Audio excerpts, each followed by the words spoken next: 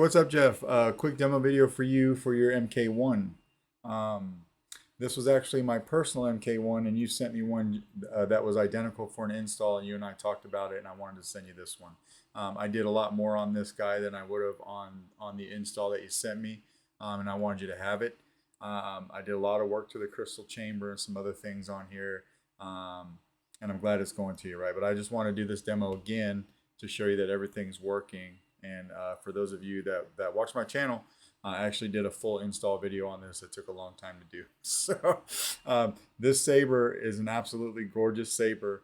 It's heavy. It's probably one of the most realistic sabers I've ever held. And it's just a beautiful piece. But it is a pain to get everything in this guy right if you want the Rudy Pando chamber and everything to work right. It's just cram foo. But we got it.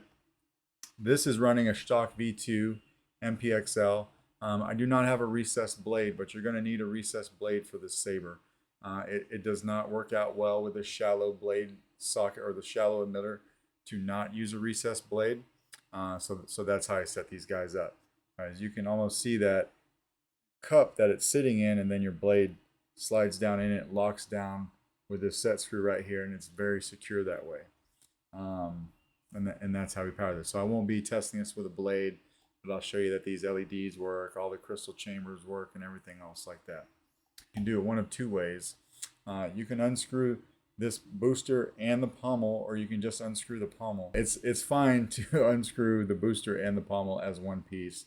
If you try to unscrew the pommel alone, there's a couple different pieces that make up this pommel, so it might like try to come off in pieces in you. It's easier just to take this entire thing off right here, just like I'm doing.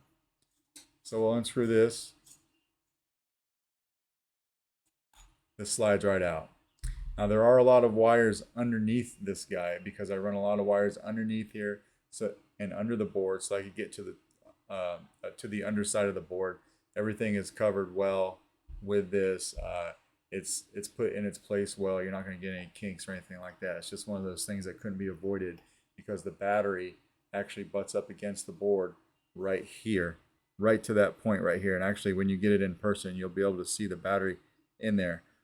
It's got an 18350 that takes up about that much room, and that's about as big of a battery as this thing will take.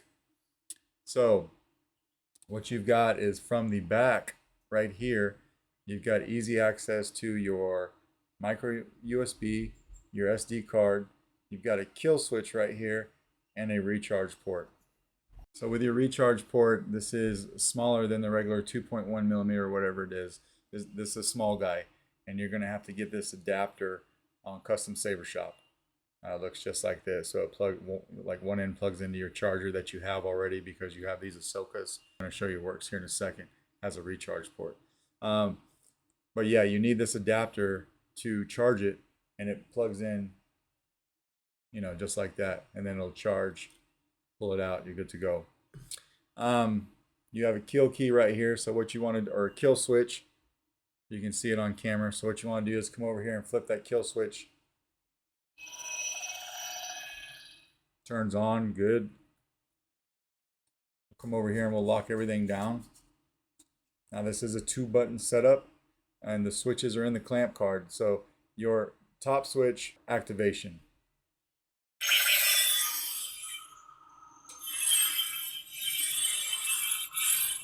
Back here is your auxiliary.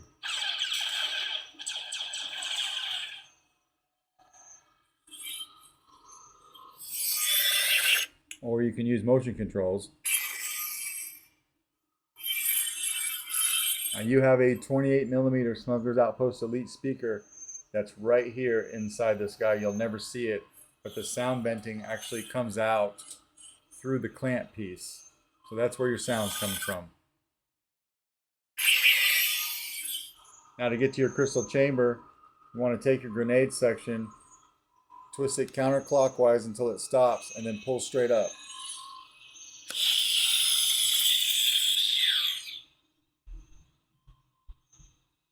And that's what you got there.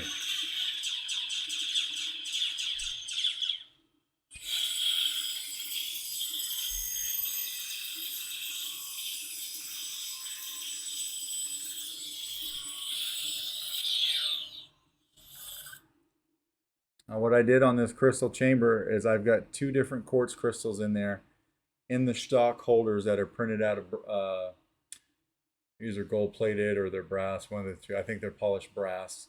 So top and bottom. I added a couple of my own rods that I made. I added some guitar string and some other stuff in there just to give this thing a lot of depth. Hard to see on camera, but hopefully you can appreciate it when you get it. And then one thing that I have on here that you didn't have when you sent it to me is I had these back fins for the Rudy Pando chamber as well. So those are on there. They're nice and secure and everything is great. But when you have this open to look at your chamber, your main emitter is not going to work because it's on a wireless system right here that only engages if this thing is all the way closed. Just like that. There's a pin system in here that makes contact with a blade side PCB that powers this emitter. So while it's on, you can take it and lift it up and look at your chamber, but you're just going to cut the power to your emitter, if that makes sense, right? Some people when they install these, they make long wires right here that fit inside the grenade section. I don't like to use that. I make it all wireless, so there's no crimping or anything like that. If you do go back and watch that install video, if you haven't seen it, it's this saber. So you can actually see how this thing was made from start to finish. I don't remember how long that video was, but I recorded every bit of it. So, yeah. And then, auxiliary to change your sound font. Turn that back off. Come back over here and hit power.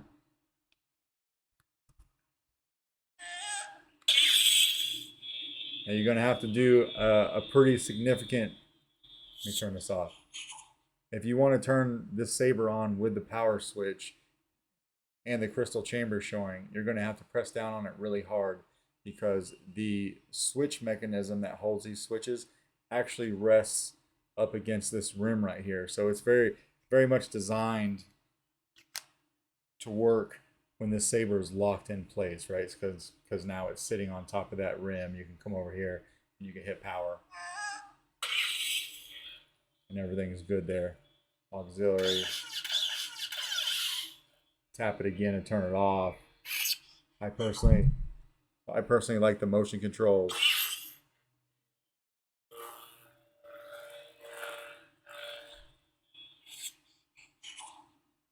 Try to get some soundtracks playing.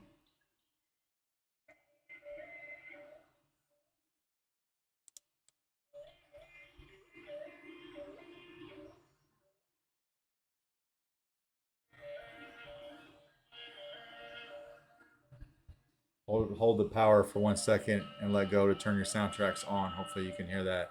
And then do that again to turn it off.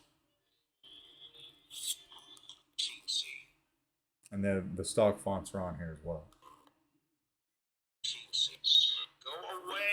So yeah, that is pretty much the operation of this saber.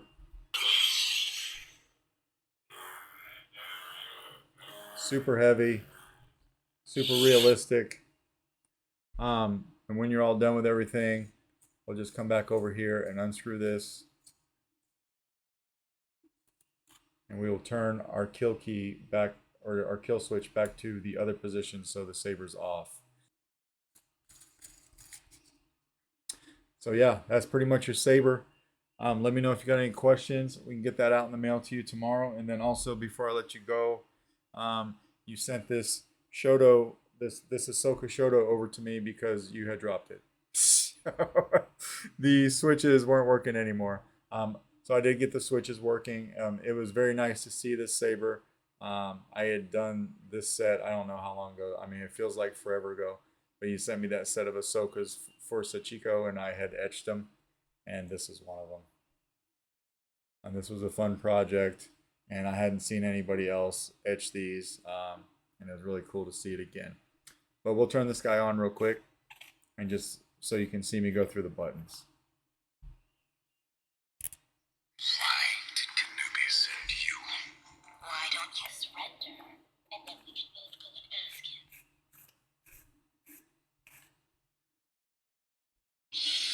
Power. So your power's over here. Tap it again. Aux is over here. Just tapping it for blaster deflex. Hold it down for blade lockup. And we'll turn it off. So everything's good to go there too. And I'll put this in the box with your MK and get all that stuff shipped out to you. So yeah, let me know if you got any questions, man. If not, we will get all this stuff out in the mail to you tomorrow. All right, thanks.